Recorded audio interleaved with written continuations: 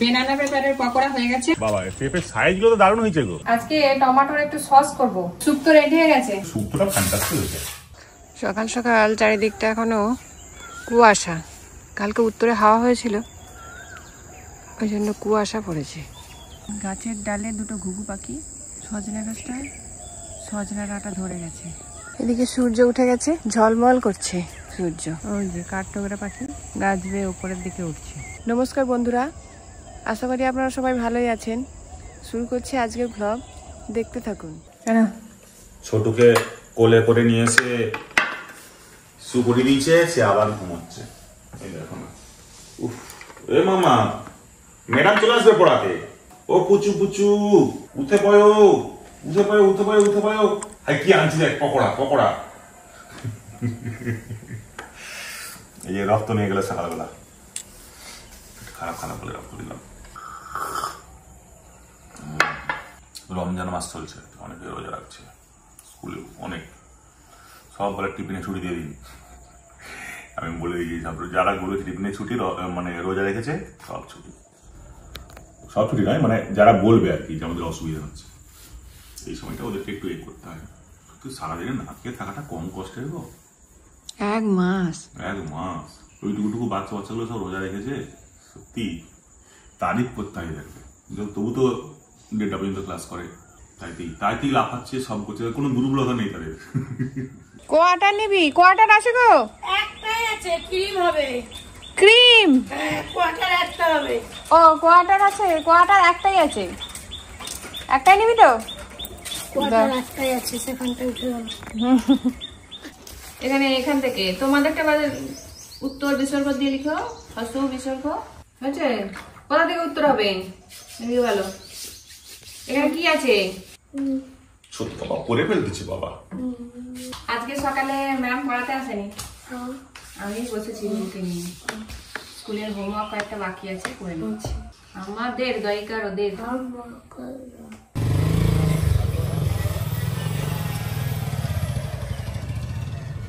School চলে গেল রিভুর বাবা। বস,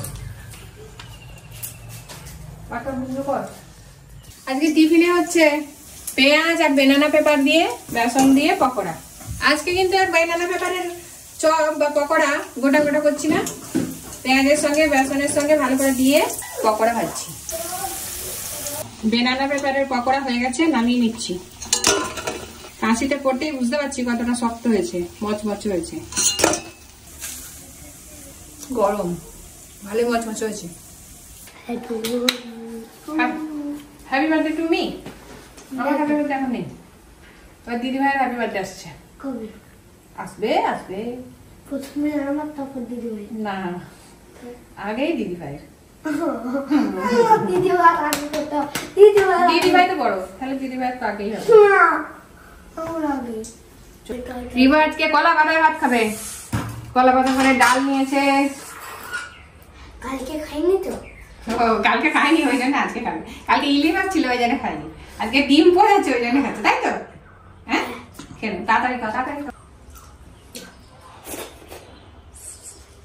এদিকে স্কুল যাবে, বেরিয়েছে।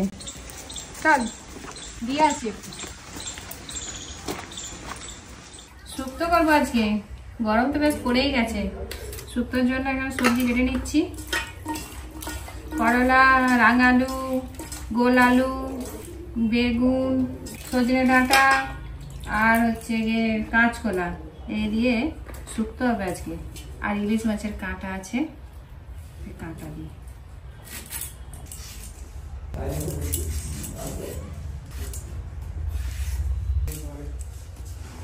বন্ধুরা আসছে, বন্ধুদের সঙ্গে আবার বেরিয়ে যাচ্ছে। বড় ছেলে টিফিন হয়ে গেছে, এখন জানিয়ে দিই কোথাও একটা গাছ, কোথাও একটা গাছ চোখ যদি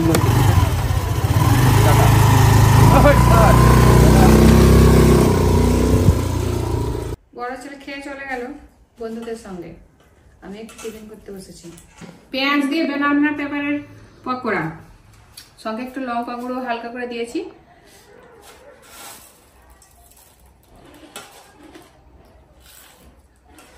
গরম গরম তেলে ভাজা আর মুড়ি, আজকে সকালের টিফিন। বেশ মচমচে হয়েছে।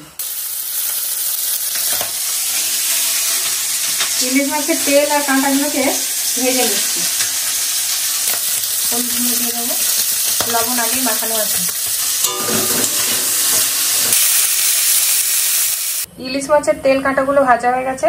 এদিকে কড়াই দিয়ে দেবো তেল। শুক্তোর জন্য যে সবজিগুলো কেটে রেখেছি সেগুলো ভেজে নেব। প্রথমে করলাগুলোকে ভালো করে ভেজে দেবো। করলাগুলো সব ভাজা হয়ে গেছে, এবার তুলে নেব।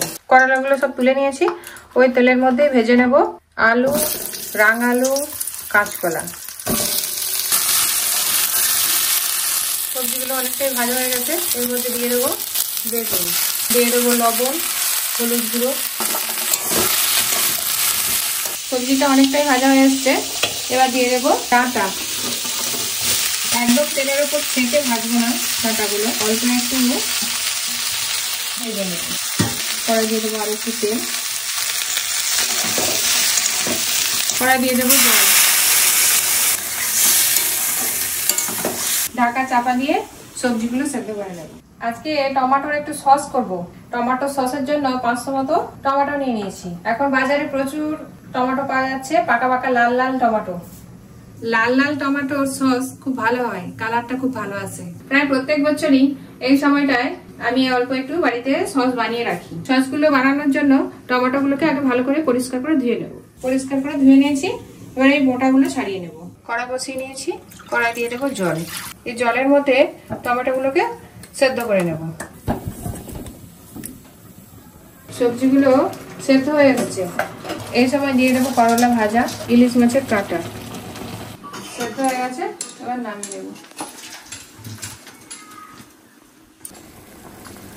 কড়াই তেল দিয়ে নিলাম, তেজপাতা, 5 ফোড়ন, শুকনো লঙ্কা। 5 ফোড়ন বাদামি রঙের হয়ে গেছে, দিয়ে দেবো সেদ্ধ করে রাখা সবজি।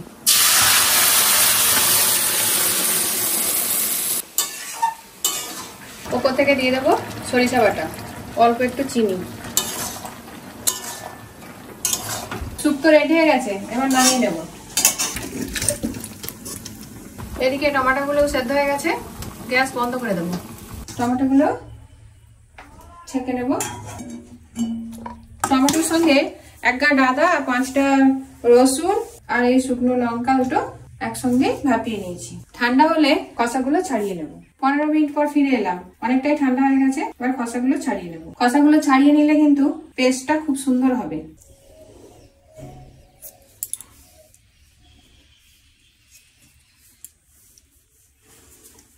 অনেকগুলোই ছাড়ানো হয়ে গেছে, আর 2-1টা বাকি আছে। টমেটোর পিছনের এই যে বোটার কাছে যে কালো অংশটা, ওইটাও হাত দিয়ে একটু চেপে বার করে নেব।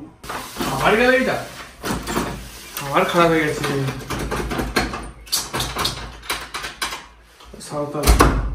চলে এলাম ঘুরে ঘুরে। আবার কি ইচ্ছে সব? Tomato sauce, sauce homemade. আচ্ছা, তাহলে মোমো কবে হবে বলো? আমার মোমো সস দিয়ে কি খাই? ফ্রেঞ্চ ফ্রাইস, আলু ভাজা করতে হবে এখন। ইলিশ মাছ, ইলিশ মাছ, ও আর কি লাগবা? সব মশলা আর টমেটো একসঙ্গে মিক্সিতে বেটে নেব।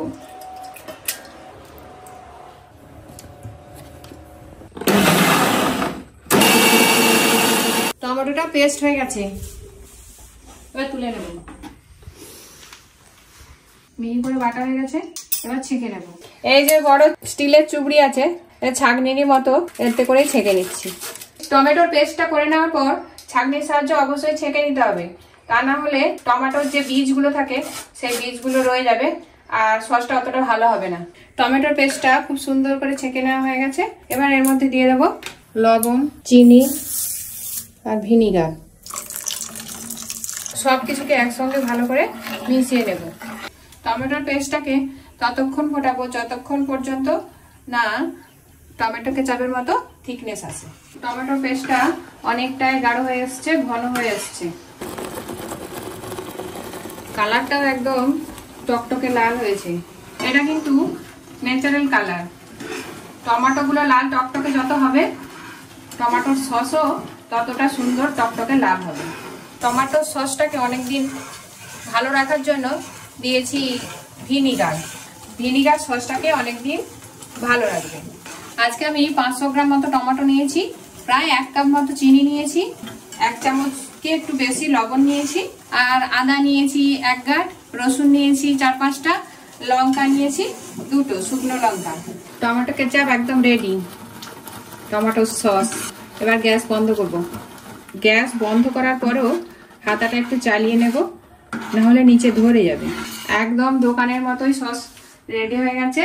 ঠান্ডা হয়ে গেলে বোতলে ভরে রাখবো। টমেটো কেচাপটা একদম ঠান্ডা হয়ে গেছে। এবার আমি একটা বোতল নিয়ে নিয়েছি, সসের বোতল, এরকম সরু মুখোলা। সরু মুখ হলে সসটা অনেকদিন ভালো থাকে। আর এই বোতলটা অবশ্যই ভালো করে পরিষ্কার করে নিতে হবে, তা না হলে তাড়াতাড়ি ফাঙ্গাস ধরে যাবে। আর একটা চং নিয়েছি, এই চঙের মধ্যে সস দিয়ে ভেতরে ঢুকিয়ে নেব কেচাপটাকে।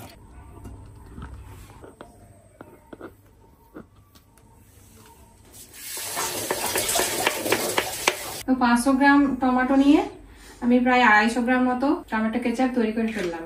প্রয়োজন মতো খাওয়া হবে। এটা কিন্তু সারা বছরই সংরক্ষণ করে রাখা সম্ভব, কিন্তু আমি অল্পই করেছি। আপনারা চাইলে কিন্তু সারা বছরই সংরক্ষণ করে রেখে খেতে পারেন। প্রথমে শুক্তোর ডাঁটা সজনে ডাঁটা,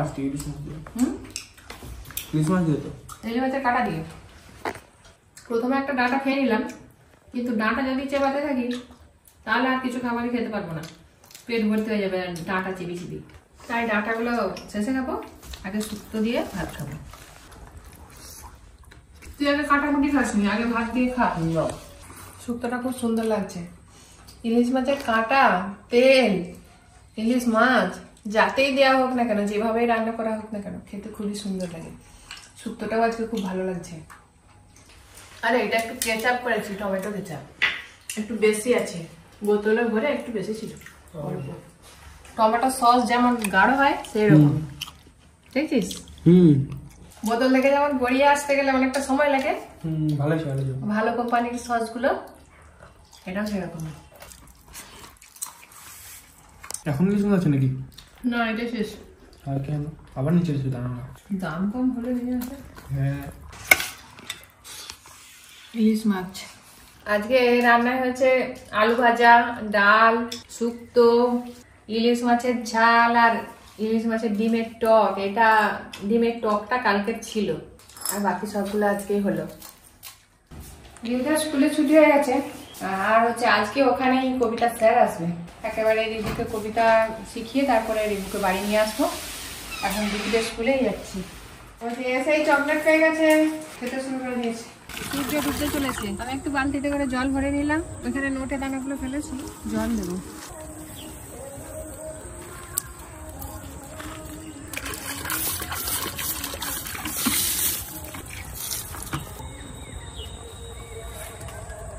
সূর্যটা একদম বড় গোল হয়ে আছে আর খুব উজ্জ্বল। যত গরমকাল আসবে সূর্যের তীব্রতা তত বেশি হবে। অস্তবেলায় সূর্য আকাশটাকে রাঙিয়ে তুলেছে, খুব সুন্দর লাগছে দেখতে। সব গাছগুলোতে একটু জল দিয়ে নেবো, কদিন হলো কোনো গাছে জল দেওয়া হয়নি।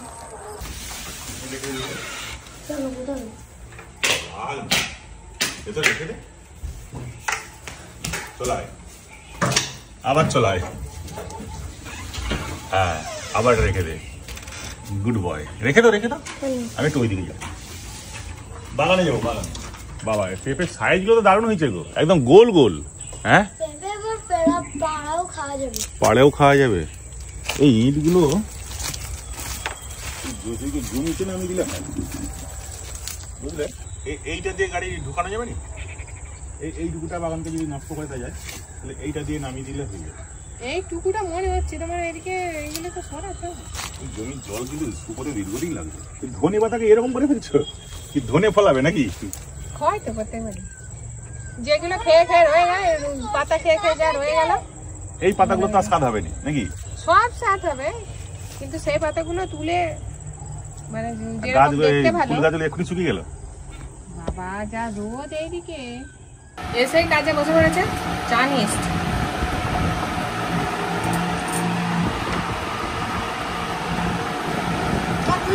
বিস্কুট খাবে না? মেরা biscuit, toast biscuit, toast biscuit.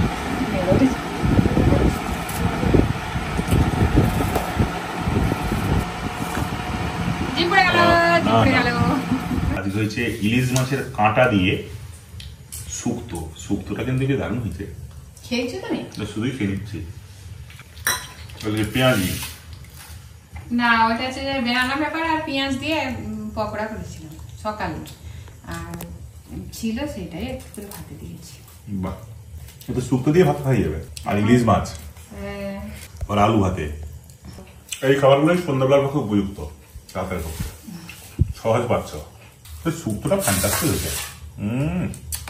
এই ইলিশ মাছের কাঁটা, মানে মাথার কাঁটা, তাকে দিয়ে শুক্তো। আবার আবার রেখে রেখে খাচ্ছ নাকি একবারেই? তো গয়া খাই।